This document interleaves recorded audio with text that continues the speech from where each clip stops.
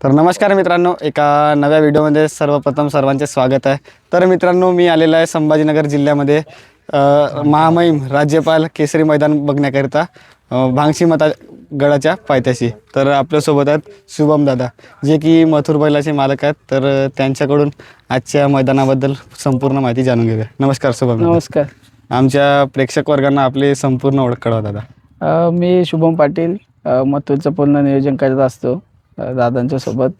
आणि आज प्रथमतः आम्ही छत्रपती संभाजीनगरमध्ये मथुरचं चांगलं असं दादांनी स्वागत केलं. आणि आत्ताच पाठीवरती आलो आहे. भांगशी माता गडाच्या पायथ्याशी पाठी आहे.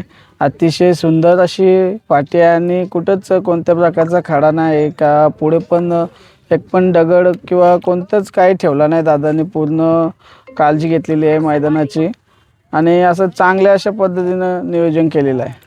तर दादा, तुम्ही आपल्या या मराठवाड्यामध्ये प्रथमतः आला, तर कसं वाटलं दादा मला? खूप बरं वाटलं, म्हणजे आनंद झाला. प्रथमच आलोय, प्रेक्षकांचं एवढं प्रेम मिळतंय की कालपासनं मथुरला बसायला पण चान्स नाही ठेवली, एवढे प्रेक्षक आलेले आहेत.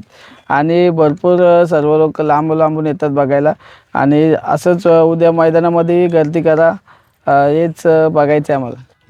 आणि मस्त असा सर्जाराव भाऊनी नियोजन केलं या मैदानाच्या, तर त्यांच्याबद्दल काय सांगाल दादा? त्यांचं काय टॉपचाच विषय आहे, ते काय बोलावं एवढं कमी आहे त्यांच्याबद्दल. कारण की पूर्णत्व प्रत्येक वेळी स्वतः एक गाडा मालक पण आहेत आणि चांगले आयोजक पण आहेत. आणि मैदान घेणं सोपं आहे, पण ते पार पाडणं अतिशय सुंदर असं मैदान पार पाडते त्यांच्या नियोजनात.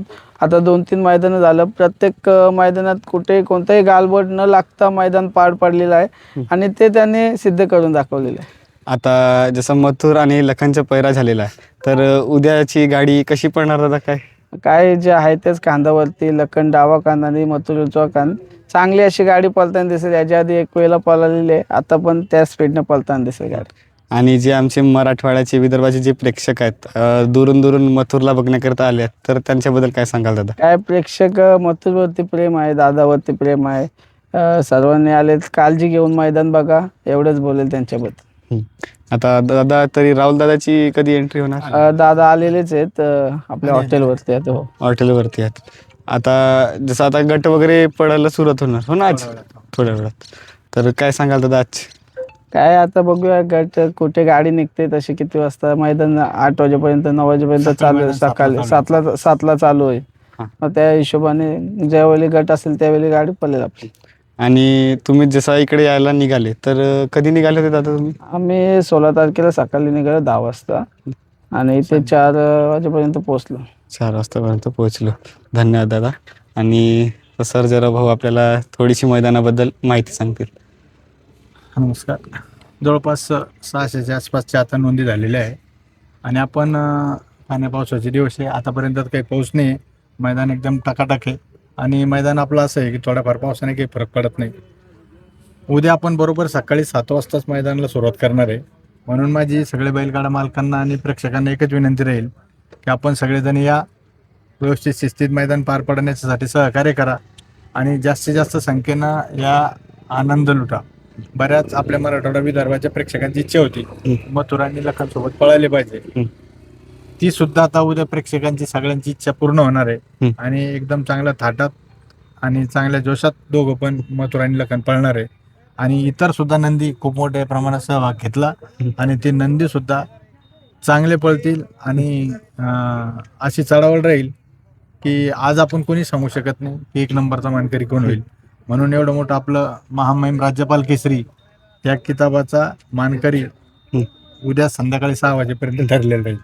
आणि दादा, आज जो पल्ला असणार आहे तो किती फुटापर्यंत असणार? 900 फुटाचा पल्ला आहे आपला. 900 फुटाचा पल्ला. आणि जसा याच्या आधी मराठवाडा केसरी मैदान भरण्यात आले होते आणि पावसामुळे काय कारणामुळे रद्द करण्यात त्या आलं. दिवशी खूपच जास्त पाऊस झाला होता. परंतु त्याच्या अगोदरचे 21 तारखेचे हिंदकेसरी मैदान खूप छान झालं होतं. आणि बरोबर 6 वाजेच्या आतमध्ये फायनलचा फेरा पळून आला.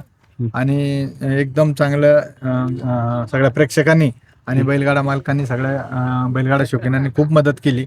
आणि म्हणून तसंच मैदान चांगलं पार पडलं. त्याच पद्धतीनं उद्या सुद्धा सगळ्यांना सहकार्य करावं, वेळेत यावं आणि आपापली जबाबदारीवर इथं मैदान बघावं, अशी मी आजच्या प्रश्न सगळ्याला विनंती करतो. थांबतो. धन्यवाद. जय हिंद, जय महाराष्ट्र. धन्यवाद. जय श्रीराम.